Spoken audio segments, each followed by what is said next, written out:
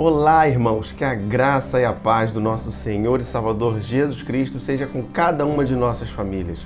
Seja bem-vindo à Escola Bíblica da Primeira Igreja Batista de Irajá. Aqui nós estudamos juntos a boa palavra de Deus. Quero te convidar a você inscrever-se em nosso canal, ativar o sininho de notificações e compartilhar os nossos vídeos. Você também pode nos seguir nas nossas redes sociais, EBD, Igreja de Irajá e Missões Igreja de Irajá. E já vamos para a lição de hoje, mas antes vamos ao momento missionário.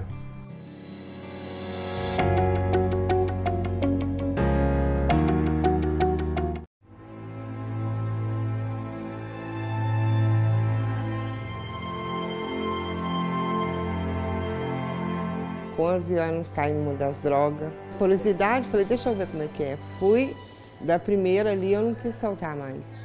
Ela é a 7ª.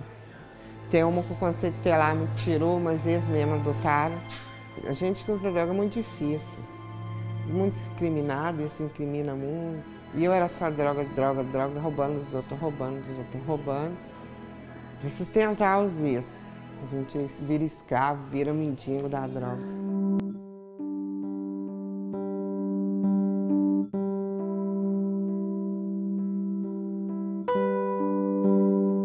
É um presídio onde nós temos um projeto diferenciado dos outros presídios. Eu digo diferenciado porque nós temos aqui mulheres grávidas, né, que estão cumprindo suas penas e que muitas das vezes não sabem nem como recomeçar uma nova vida com seus filhos. Sem Jesus, nós não estaríamos aqui, porque nós só estamos aqui, eu entendo assim nitidamente, que é o cuidado de Deus com a vida delas. Ele nos usa para abençoar essas vidas porque elas são importantes para Deus. Eu fugi de casa para me atrás da minha mãe verdadeira. Aí acabou que eu aprendi a fumar crack, cheirar pó, aí entrei na vida do crime. Acabei que eu tô aí até hoje, minha mãe já morreu, que ela era alcoólatra, morava na rua. Aí eu larguei tudo para não ficar junto com ela. Peço ele para me perdoar meus pecados. Não aguento mais fumar droga na minha vida, mas não aguento mais sofrer. Eu não quero ficar no mesmo final da minha mãe, não. Hoje dói, me arrependo de muitas coisas que eu fiz. Então hoje eu quero uma coisa melhor para mim e para meus filhos. Eu não quero fazer o mesmo caminho da minha mãe. Às vezes a gente tem mulheres aqui que elas nos relatam, olha, eu quero mudar, eu preciso mudar, mas eu não sei como fazer. Se eu voltar para minha casa, a situação vai continuar a mesma. Então, ter essa oportunidade, a presença desse local é fundamental. A Casa Amor Livre não é um abrigo, simplesmente. A mulher que está presa, que deseja uma nova vida, que deseja ficar com os filhos, que está disposta a romper com o crime, com as drogas, nós batistas temos acolhido essa mulher e possibilitado a ela, então, novas oportunidades. Nós precisamos, de fato, que essa mulher que está na prisão e que deseja deixar o crime, que ela tenha condições. Porque em 2007 também eu fui presa, né? E aí foi quando começou todo o trabalho, né? A Mônica foi quem me acompanhou, quem me discipulou durante o tempo que eu fiquei presa. Eu fiquei presa durante 2 anos, né? Então a Mônica, ela foi um canal mesmo de Jesus na minha vida, ela foi um canal de bênção mesmo, onde a minha vida, né? Minha história começou a ser transformada, né? Quando a minha ficha caiu, que eu estava privada da minha liberdade, do convívio com a minha filha, com a minha família. Não foi um momento bom, foi um momento muito difícil, né? Muito delicado pelo fato de eu ter perdido a minha mãe, de muitas outras coisas, né? Mas graças a Deus eu superei tudo isso, né? Hoje eu trabalho, eu formei, né, o ano passado, eu sou educadora infantil e a minha vida foi alcançada através disso, desse trabalho, desse projeto mesmo que Deus colocou no coração dela. Meu irmão me ensinou a fumar maconha. Depois me ajudou a entrar um pouquinho para me entrar na vida. Tirava pó, caía de bêbado pra lá, dava tiro. Hoje ele é pastor. Por que para mim não pode ser igual a ele? Ele não teve força de vontade de sair da vida? Hoje ele não sobe nos montes, não está lá pedindo por mim, por várias pessoas, por todas as pessoas no mundo? Por que para mim não pode ser igual? Basta eu crer. Basta mudar.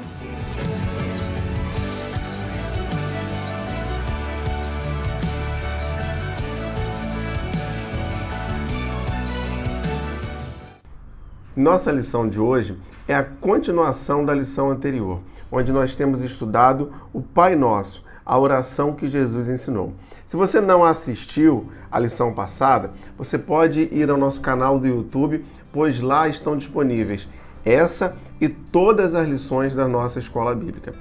Hoje nós continuamos então baseados no texto de Mateus, capítulo 6, versos de 9 a 13, estudando a oração do Pai Nosso. Então eu quero te fazer o convite a nós lermos juntos esse texto. Diz assim: Pai nosso que estás nos céus, santificado seja o teu nome.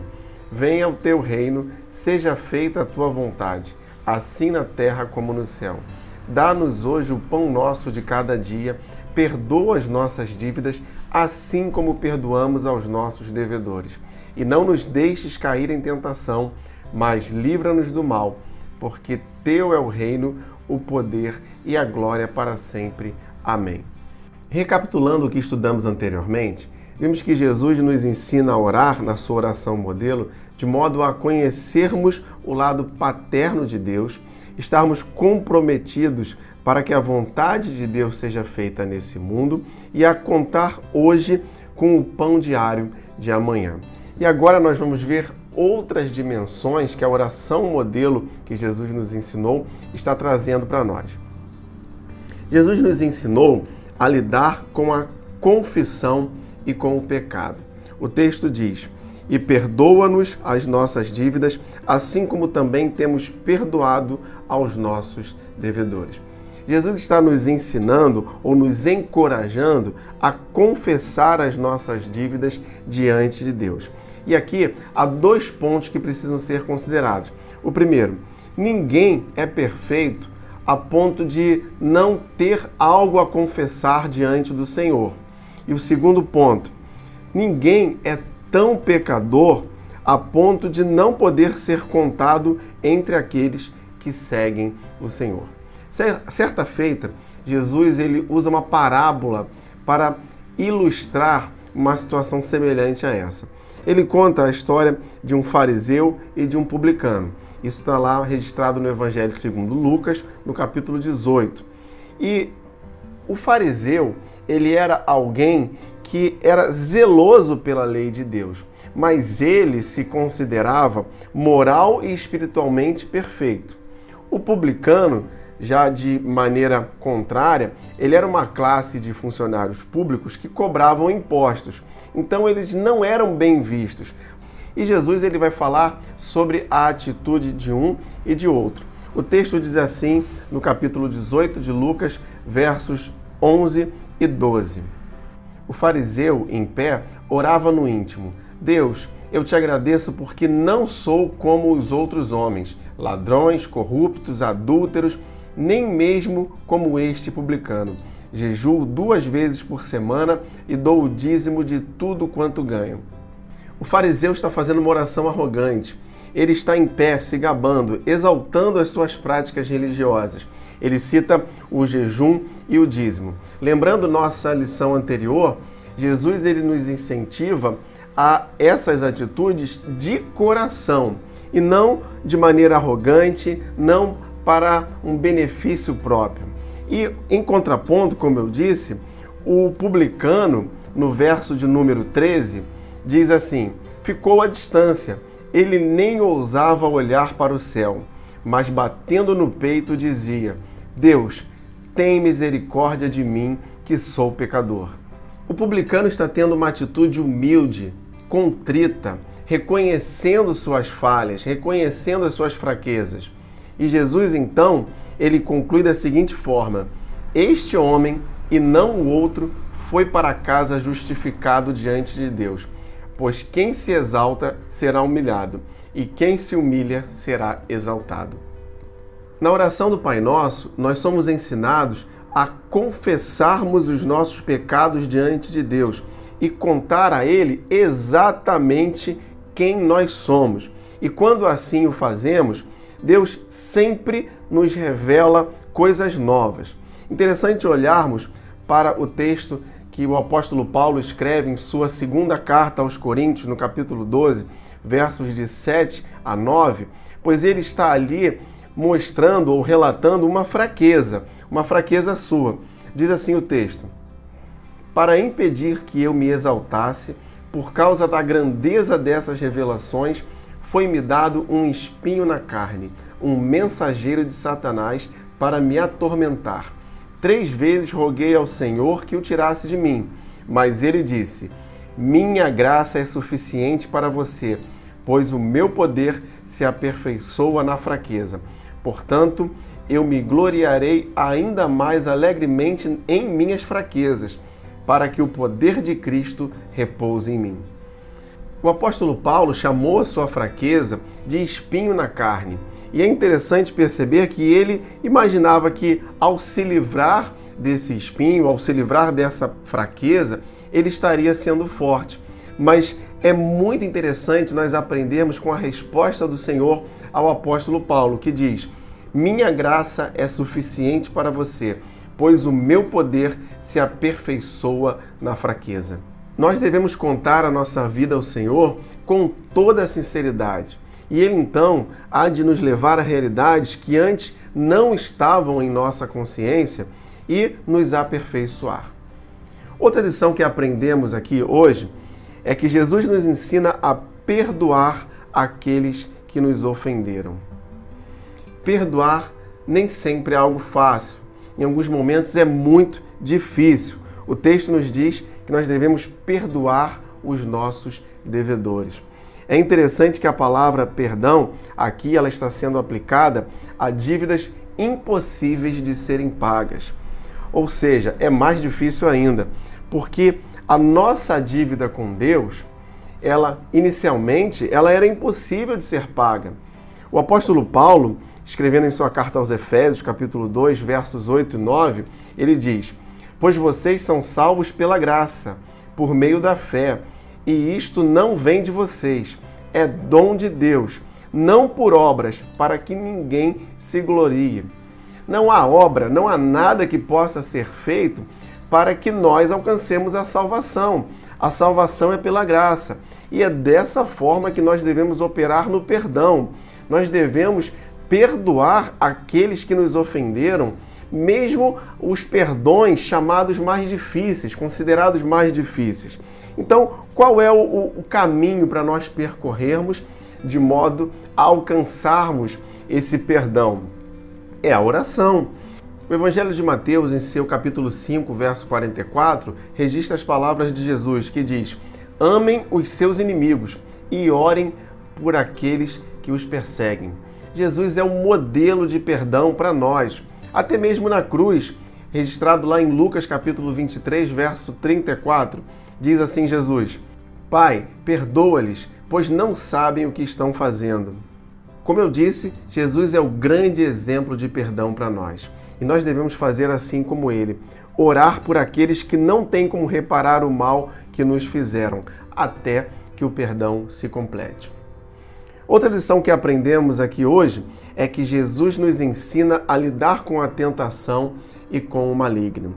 O texto diz: e não nos deixes entrar em tentação, mas livra-nos do mal. Jesus está também nos ensinando a orar a Deus para nos livrar da tentação. Tentação é a ocasião em que se evidencia as nossas fraquezas.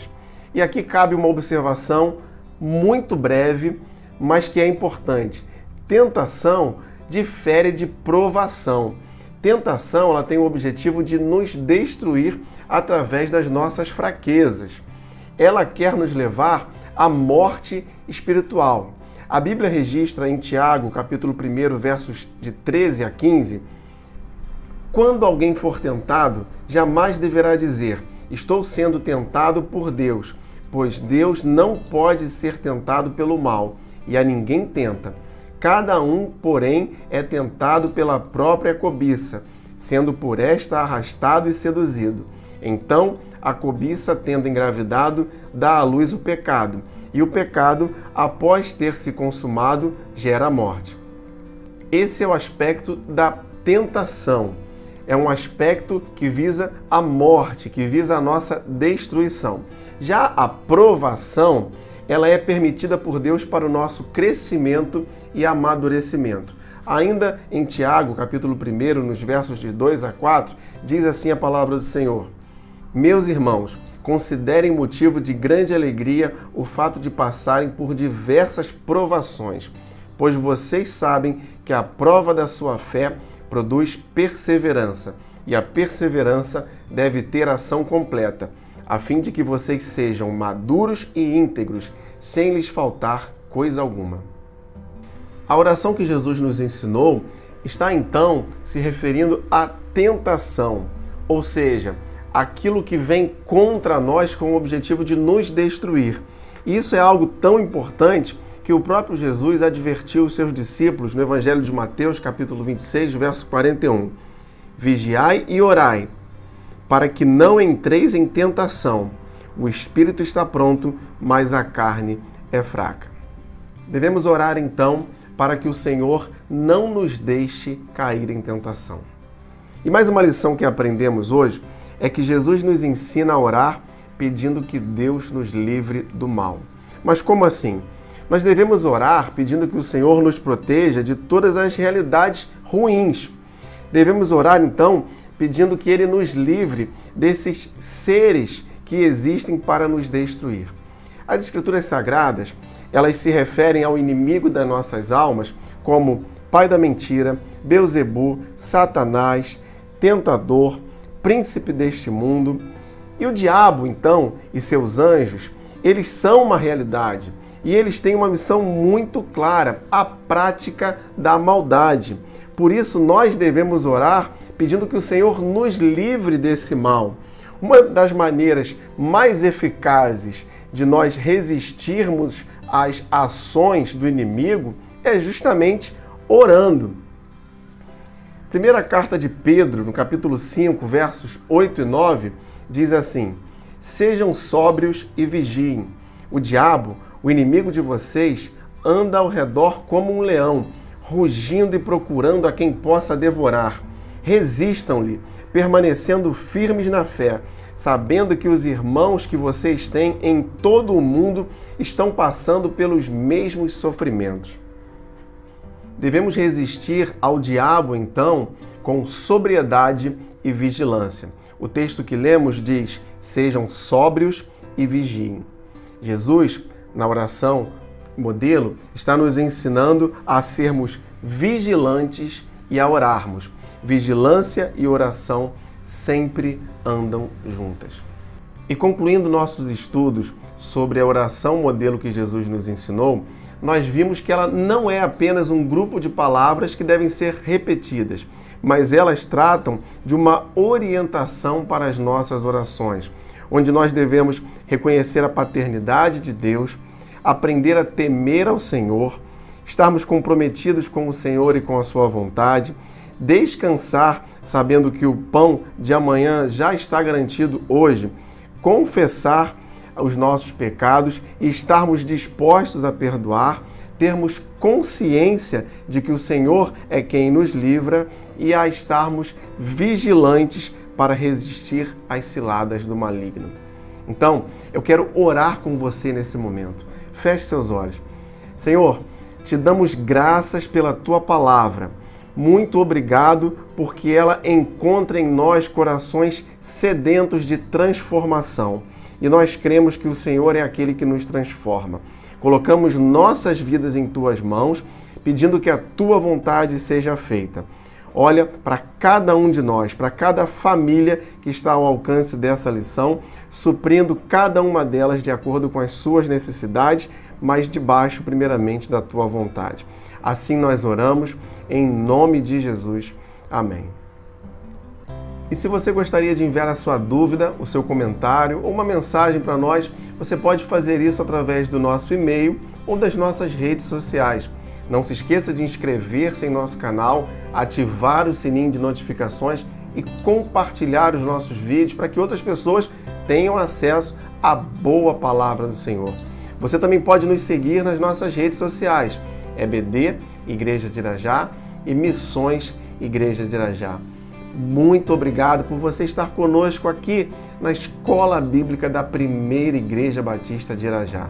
E não se esqueça, leia, estude, entenda a Bíblia.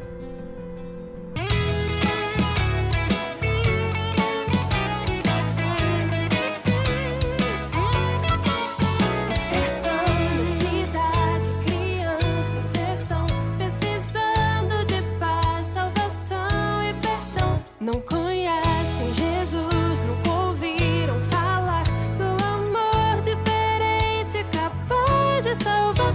Quero ser a criança que vai ajudar a contar o seu plano de amor. Porque Ele me amou, quero a todos falar, anunciar e viver pra Jesus divulgar. Eu amo, multiplico, oro e reparto ao Brasil. Eu anuncio que Jesus é Senhor. Amo, multiplico, oro e reparto, transformado pelo amor. Eu amo, multiplico, oro e reparto ao Brasil. Eu anuncio que Jesus é Senhor. Amo, multiplico, oro e reparto, transformado pelo amor.